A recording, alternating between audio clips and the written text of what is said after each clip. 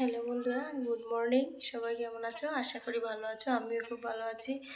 তো এখন বাজে সকাল 6টা। এখন আমি ঘুম থেকে উঠে একটা ব্লগ শুরু করে দিয়েছি।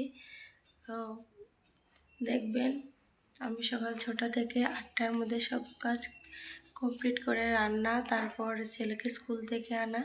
তো আজকে সেই কাজগুলো আমি তোমাদের সাথে শেয়ার করব। তো চলো শুরু করা যাক।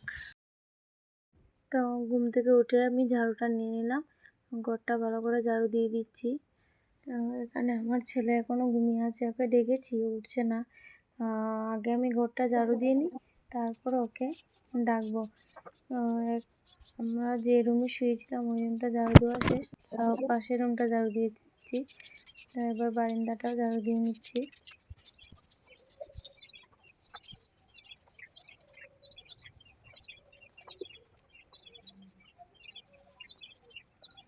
বারান্দাটা ঝাড়ু দেওয়া প্রায় কমপ্লিট হয়ে গেছে। ওই পাশে দেখতে পাচ্ছ টিন লাগিয়ে রেখেছি, কারণ আমাদের পাশের বাড়িতে একটা কুকুরের বাচ্চা আছে। ওকে আবার উঠিয়ে স্কুলের জন্য রেডি করব। এই যে ও ঘুমিয়ে আছে।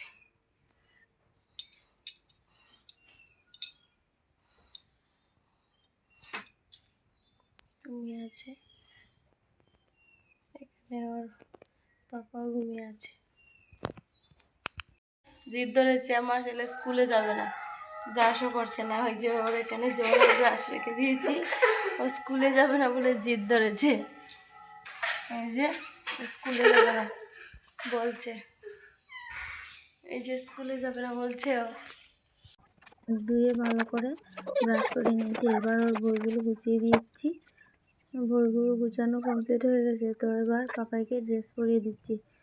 ও বলছে আমি স্কুলে যাব না, মুখটা ভার করে রেখে দিয়েছে, দেখতে পাচ্ছ মুখটা কালো আছে।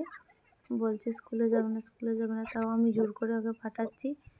বলছে ঠান্ডা লাগছে, যে ঠান্ডার সোয়েটার পরবে। তো আমি সোয়েটারটা স্কুল থেকে বের করে নিয়েছি, বের করে ওকে পরিয়ে দিয়েছি। ওই যে মুখটা দেখতে পাচ্ছ ওর হয়ে গেছে আমার। তো ওর পাপা নিয়ে ওকে স্কুলে দিয়ে আসছে। ওই যে ও গাড়িতে আছে, আমাকে বাই বাই বলছে না।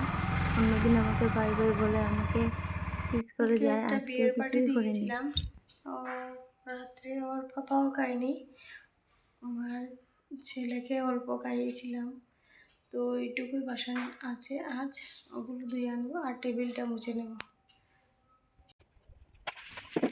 বাসনটা ধুয়ে টেবিলটা মুছে নিয়েছি, এবার রান্নাঘরটাও মুছে নিচ্ছি।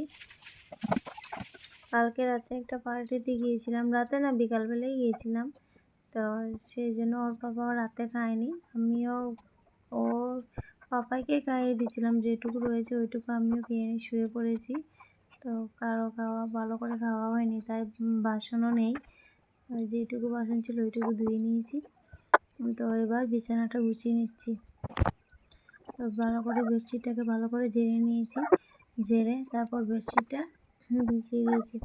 আজ আর বেডশিটটা চেঞ্জ করব না, কারণ কালকে চেঞ্জ করে দিয়েছি, কালকে ধুয়ে দিয়েছি। আজকে আর চেঞ্জ করব না, আর আজকে তার পরের দিন আবার চেঞ্জ করব।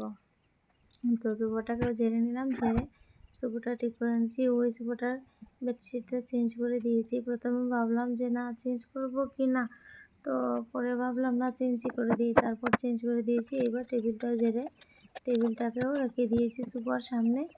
তো এবার বিছানা ঘরটা মুছে নিচ্ছি। তো একটা রুম মোছা কমপ্লিট হয়ে গেছে, ওই পাশের রুমটাও মুছে নিচ্ছি এখন। তারপর এখন বারান্দাতে চলে আসলাম, এবার বারান্দাটাকে মুছে নেব। দেখতে পাচ্ছ কি রোদ উঠেছে, আমাদের ঘরের মধ্যে রোদ্র চলে আসছে।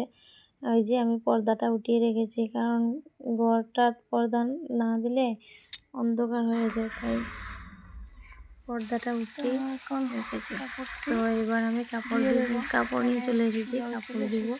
ওই যে ওর পাপা এখানে বসে আছে, বসে ওর জুতোগুলো দিয়ে দিচ্ছে। একটা পার্টিতে গিয়েছিলাম, তাই ওর জুতোগুলো ওর নিজেই দিয়ে দিচ্ছে, কারণ দেখতে পাচ্ছে আমার সময় নেই, আমি অন্য কাজ করছি। তো কাপড়গুলো ধুয়ে এখানে শুকাতে দিয়ে দিয়েছি।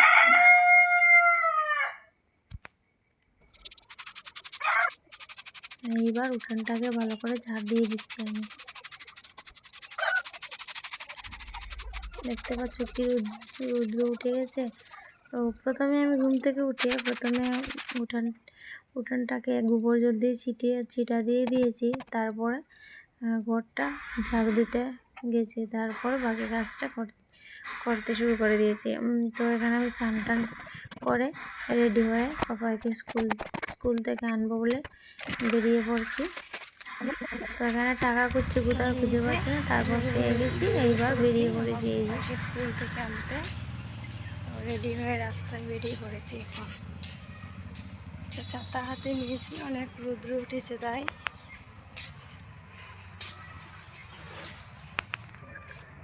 তো এই যে পাপাইকে নিয়ে স্কুল থেকে চলে আসলাম। আর পাপাইকে আমি দেখাতে চাইছি, ও শুধু আমার পিছনেই চলে যাচ্ছে। আমি ওকে যতই দেখাতে চাইছি ও পিছনে যাচ্ছে। এই যে দেখতে পাচ্ছ বন্ধুরা, ও শুধু পিছনে লুকিয়ে পড়ছে।